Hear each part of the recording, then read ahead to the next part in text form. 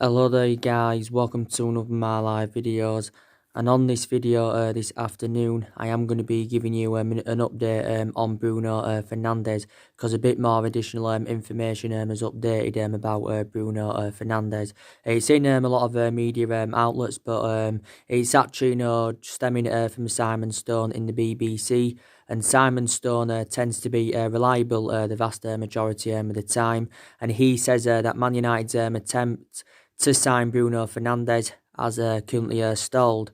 The main explanation for this is that Sporting Lisbon want around €80 million, which equates to around 68 million in pounds sterling. And Man United are not determined to meet Sporting Lisbon's valuation. We are only determined to pay around £45 million up front. I think it did say, we've offered a series of add-ons, and these add-ons would be only activated if Man United won the Champions League or the Premier League, or if Bruno Fernandes won the Ballon d'Or.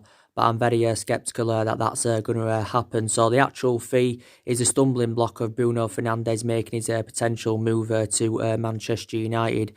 But, these narratives now that have been coming out today, recently, are totally comparison, to what came out yesterday, because I updated you yesterday, and he did actually, say from Sky Sports. Sky Sports is also a very reliable source, and they said that Man United are close to signing Bruno Fernandes. A lot of reports from the Portuguese press come out earlier on this week saying that we've agreed personal terms with Bruno Fernandes, and he's agreed a contract worth around £120,000 a week, but no fee as yet, being agreed between the two clubs. So I think, Man United and Sporting Lisbon are around £20 million apart from, their current valuation. So I don't think, we're determined to pay what Sporting Lisbon are demanding.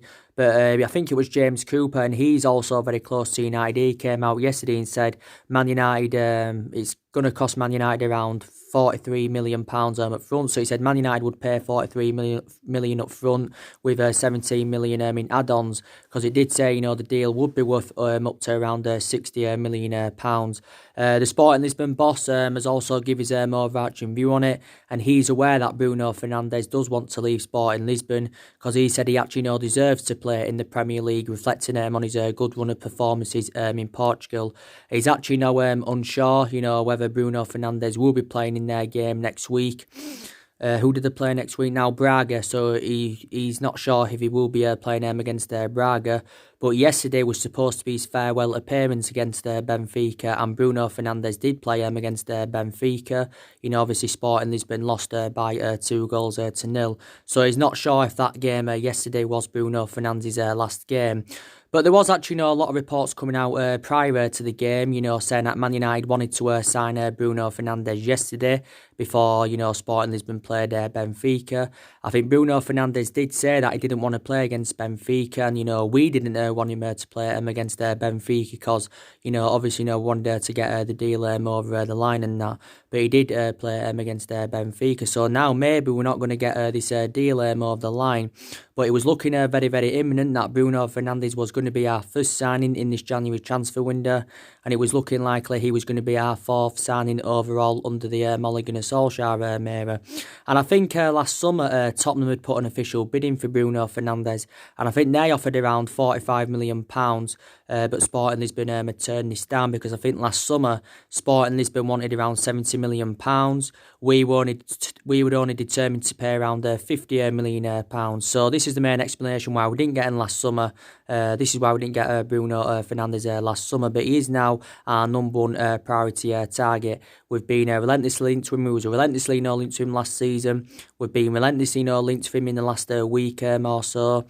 Obviously, George Mendes as well has been working on getting this Bruno Fernandes transfer at Man United over the line. He's been working on it because he was in the director's box, spectating the Man United Wolves game on Wednesday night. And yes, he was George Mendes, and he was in London, I think, earlier on this week. Yes, he was in London. So now, reflect on recent reports, I don't think, Bruno Fernandes will be in the stands against Liverpool. He did say on Friday, if we'd have signed Bruno Fernandes by 12 o'clock on Friday, which was yesterday, he would be making his debut against Liverpool. This is what it had currently said. Sporting Lisbon, of course, did say they wanted Marcus Rojo was part of the deal, but I think if we were to get a deal over the line, it will be a straight cash deal. There'll be no players going in exchange. It also said, Andres Pereira, could go as part of the deal. But yeah, I'm very, very sceptical now, if recent reports are to be believed, that, we're not going to get Bruno Fernandes. But he's a very, very good player, and I'm aware of how much of a great addition, he would be to our squad if he did come in. I think, from my own perception, we should just pay what Sporting Lisbon are demanding, because we're known for overpaying for players anywhere. We've overpaid for players in recent years. A prime example, 80 million for Maguire, but he's still done very, very well for us. He's addressed our defensive deficiencies. 50 million for Fred. He's settling in now at Manchester United. 89 million pounds for Paul Pogba. So we should just do basically, what we did with Maguire last summer. Meet Sporting Lisbon's valuation. Then we can get a deal over the line for him. But obviously, it was last Friday, where the narrative started regarding Bruno Fernandes, because obviously the Sporting Lisbon president, Federico Varandas, and Bruno Fernandes' agent had flown out to London to meet up and that with Ed Woodward. Obviously, Solskjaer had flew with Mike Phelan to watch Bruno Fernandes in action against Porto, don't forget. So that had fueled more speculation.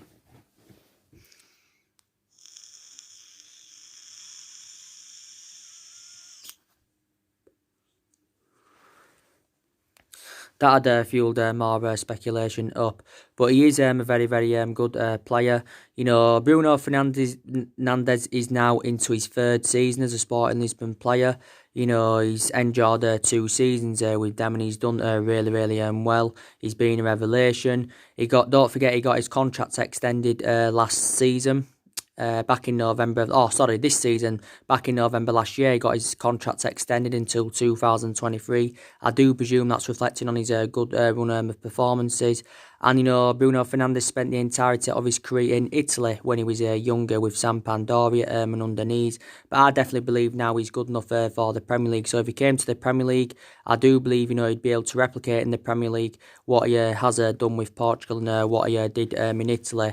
Only 25 years of age, so he is nearly in his prime. He is predominantly an attacking midfielder. And obviously, we're seeing him as an adequate replacement for Paul Pogba. That's what we basically seeing him as. But, if we can't get this deal over the line, I will be really infuriated. You can say that, we could have had Bruno Fernandes in at the beginning of this month.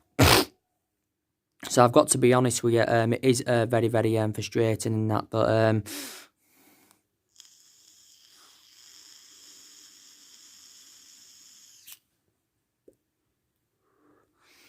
there's nothing much you can really do about that at the moment. And I do believe that negotiations will resume maybe in the next day or two, because, we've been in negotiation with Sporting Lisbon for quite some time now. And, obviously at one point negotiations were at an advanced stage. But obviously now the deal is currently stalled. But he's confirmed, Bruno Fernandes, he wants to come to Man United. His preference was different last summer, because I think his preference last summer was a move to Tottenham. So that's the latest news regarding Bruno Fernandes. Obviously, for more additional information updates, I will be back on this channel to notify you guys. So we need to make signings in this January transfer window. More signings are definitely needed at the football club, and it's very imperative this year that we do recruit the right calibre players to Manchester United that can elevate us forward and get us back, to being a competitively level football club, and get us back up there, challenging for major honours. Because obviously, we want to be back, being future title contenders, and we've got to address the deficiencies in the squad. That midfield is one of the priority areas where Man United need to strengthen up. Reflecting on the injuries to Pogba and McTominay, we look very exposed in that midfield. Pogba is out until February, I think. McTominay is out until February. And I think, possibly we need a striker. There's possibly other areas in the squad as well that do need to be addressed. So I think the club are considering spending a substantial amount. I think we'll spend, an estimated guess, we'll spend around maybe £350 million on recruiting new players over the course of the next couple of transfer windows. But for us to be back to how we was, it's going to take a long rebuilding process. But, our board are determined to back Solskjaer this January. They're determined to back him in the summer. They're just going to see who we can recommend into the football club. And don't forget, Solskjaer still wants to continue the policy of recruiting young players into the club like he did last summer. And, obviously we've got a lot of young players in the squad at the moment anyway. But last summer, I've got to praise Solskjaer because he did recommend 3 good players into the squad. We spent nearly £150 million on Daniel James and Wan-Bissaka and on Harry Maguire. And, the 3 signs that recommended in, you can say they've been our best players. But, you've still got to say, that more signings are needed at the football club, definitely. Obviously, Ashley Young has left the football club. I updated you about that this morning. He's officially joined Inter Milan for 1.5 million, I think it is. I think an add-on fee is included if Inter Milan win the Serie A this season. They haven't won the Serie A since 2010, so they haven't won it for around a decade. So yeah, Young is an Inter Milan player. He's joined Inter Milan on a 6-month deal. There's an option of a further year. Obviously, Inter Milan weren't going to be determined to offer him a long-term contract, reflects on his age, because Young is 34, he's 35 in the summer. But I'm just glad, that Man United have obviously got rid of him. And it's, it was yesterday he completed his medical with Inter Milan ahead of his proposed move. And it's the 3rd player Inter Milan have purchased off us. They obviously got Sanchez and Lukaku offers last summer. Lukaku, I think, is in scintillating form for Inter Milan. And maybe you could say that was one of the mistakes Man United did make, was getting rid of Lukaku, because I thought Lukaku enjoyed a good first season with Man United. Didn't really replicate that in his second season, because in his second season he initially lost his place in the team. But in total, Lukaku scored 42 goals in 96 games in all competitions for Man United. But we've got to find an adequate replacement for him. I don't know how Sanchez has done at Inter Milan. I don't think he's been really getting in the team as far as I've heard, Alexis Sanchez. But so Ashley Young has gone. Young did enjoy 8.5 years at Manchester United. This was his current 9th season with the club, and he made a total of 261 appearances in all competitions, did Ashley Young. Played around 18 games this season before he left for Inter Milan, and I think he played around 39 times for England. We did offer him a new 1-year extension, Ashley Young, but obviously this new 1-year extension being turned down. Other teams went in for him: Crystal Palace, Lazio, Villa, his former club. I think also West Ham had inquired about his services, but I knew Young was going to leave the football club anywhere, and I'm glad we've got rid of him now in this January transfer window, but I thought it was more imminent he would leave at the end of the season rather than in this January transfer window, because it did say that Solskjaer was reluctant to let Ashley Young go. The main explanation reflects on the amount of injuries that Man United have got, because we have got quite a lot of injuries. Some players are coming back from injury.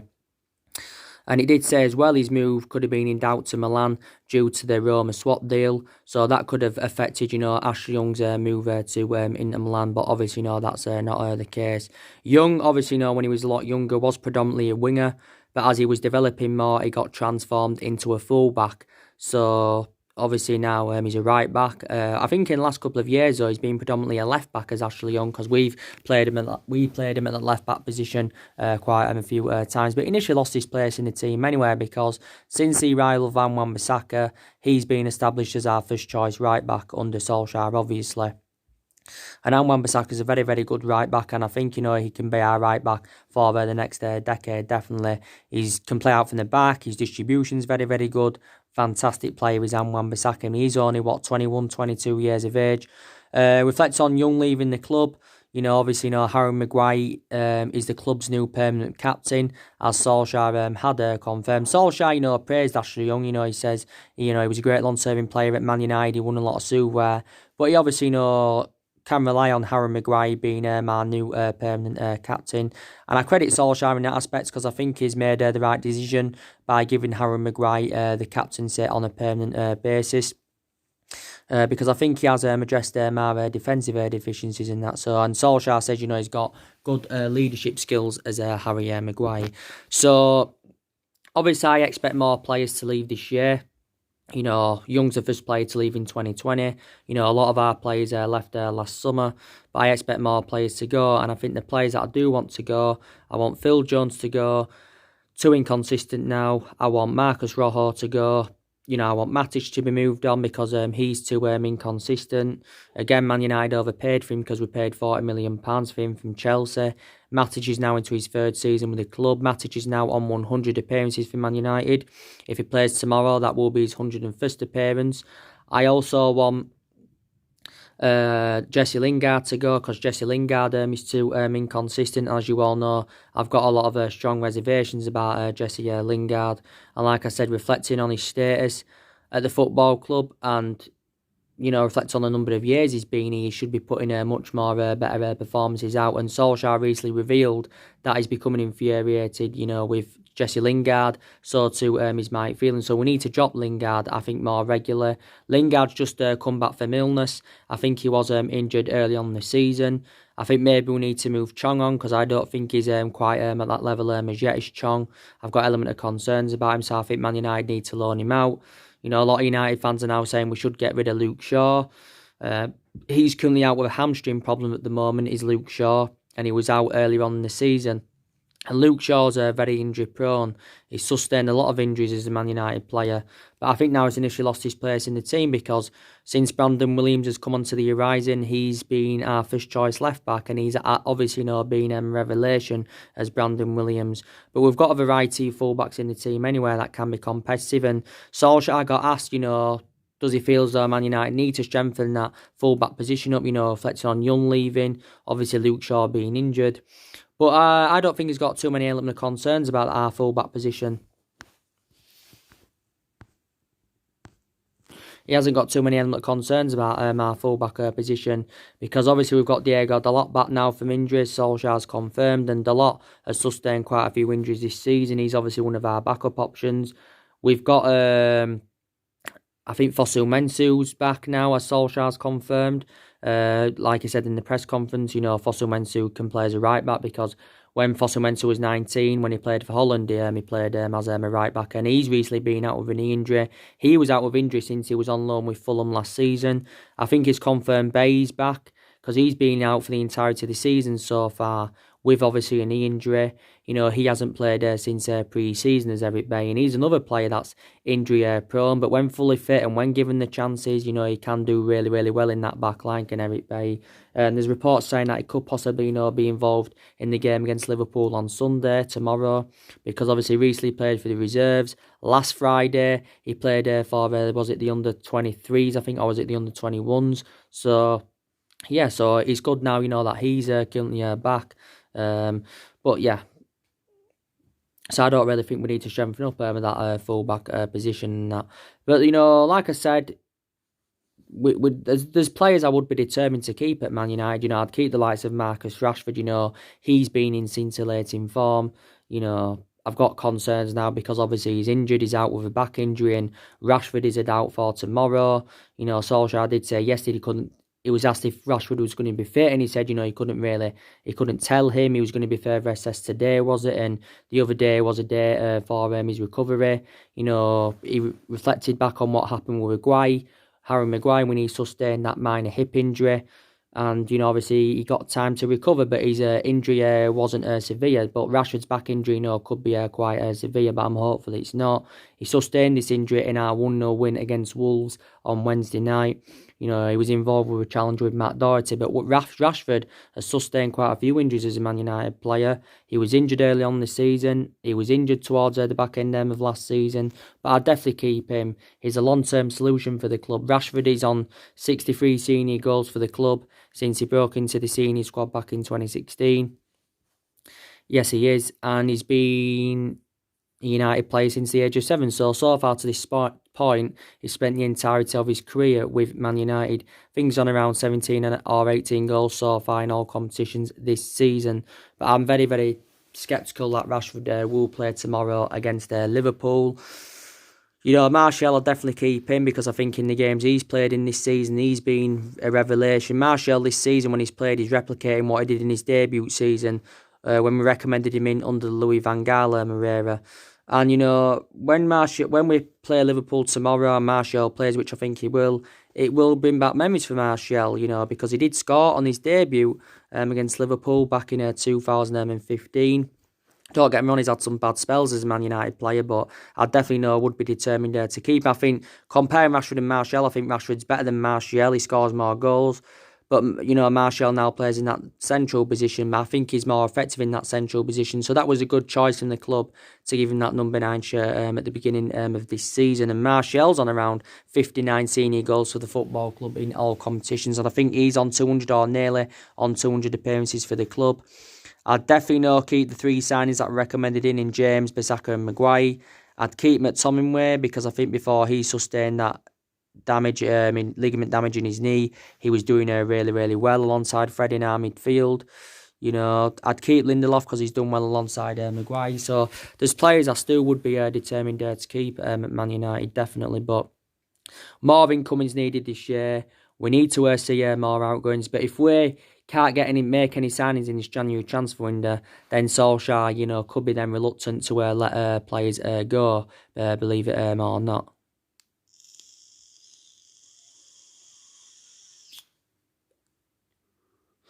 I think Pogba will probably leave in the summer.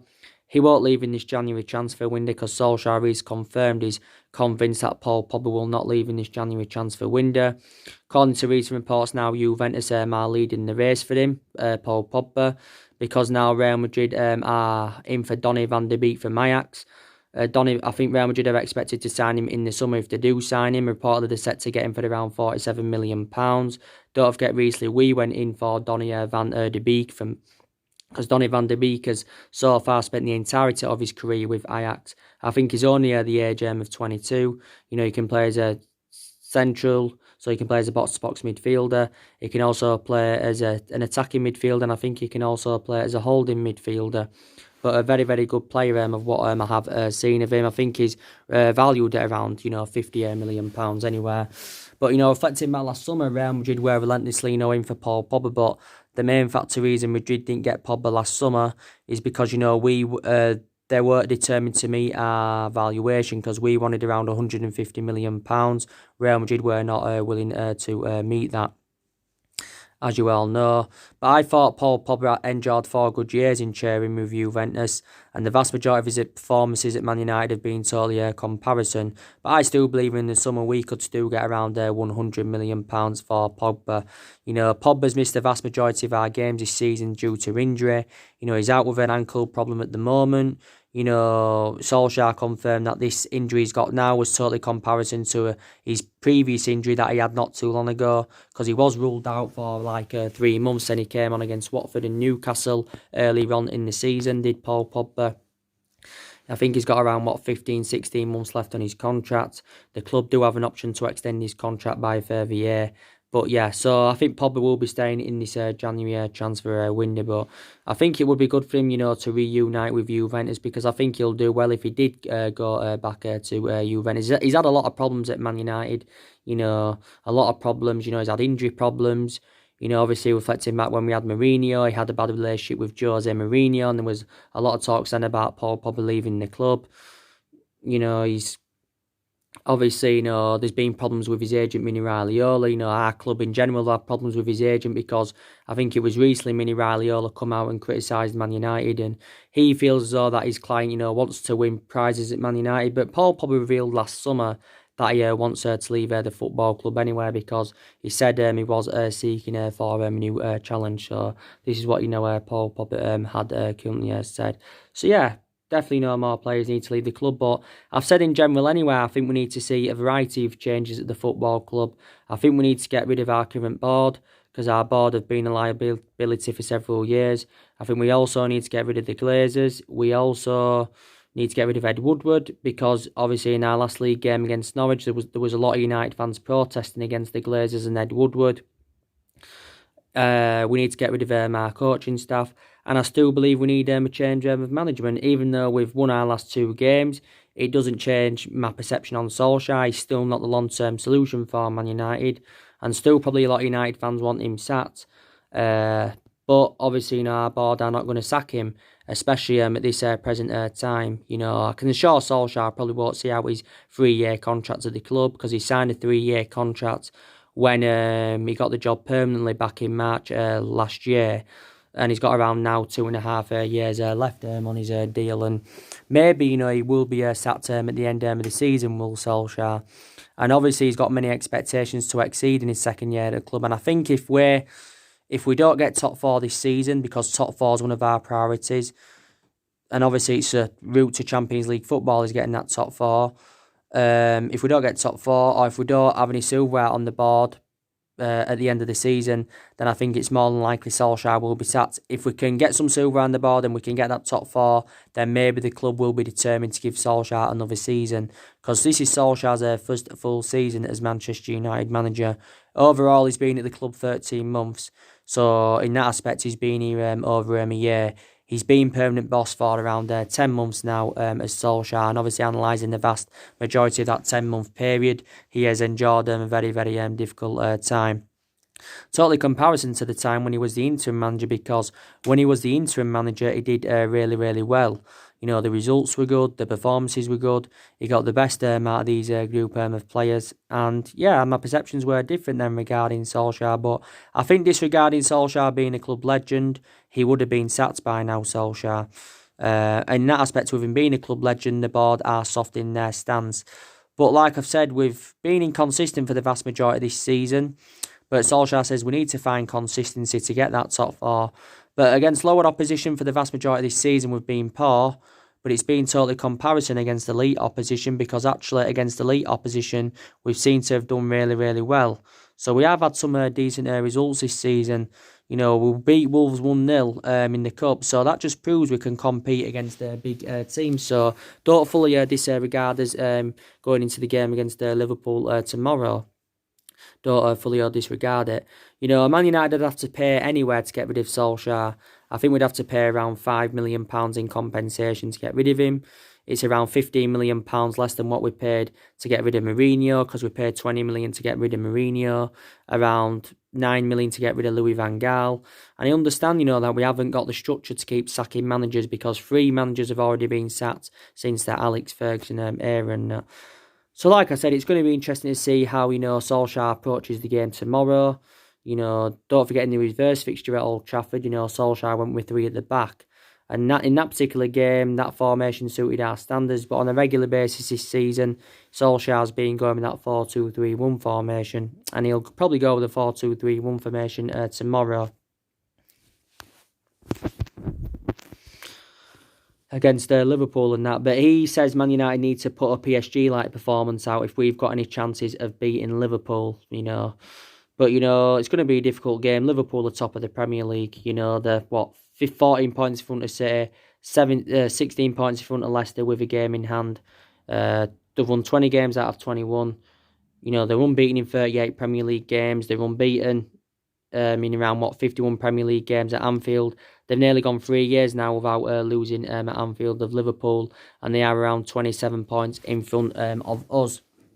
So take that into account. And we're the only team that have taken any points from Liverpool this season, because the reverse fixture at Old Trafford was 1-1. And yeah, so like I said, there's other players on our agenda. I may give you an update on them on my next video. Obviously Boubakary Soumaré from Lille, he's on our agenda. James Maddison's still on our agenda. If we had to get James Maddison, we're probably more imminent we'll get him next summer. Jack Grealish, Declan Rice. I think they're our summer targets. So we're already making plans for the summer transfer window anyway. But we'll see. So anyway, guys, that's your latest news on Bruno Fernandes and everything else. Drop your comments, likes below on the channel if you do consider subscribers always, and take care. God bless. See you again soon.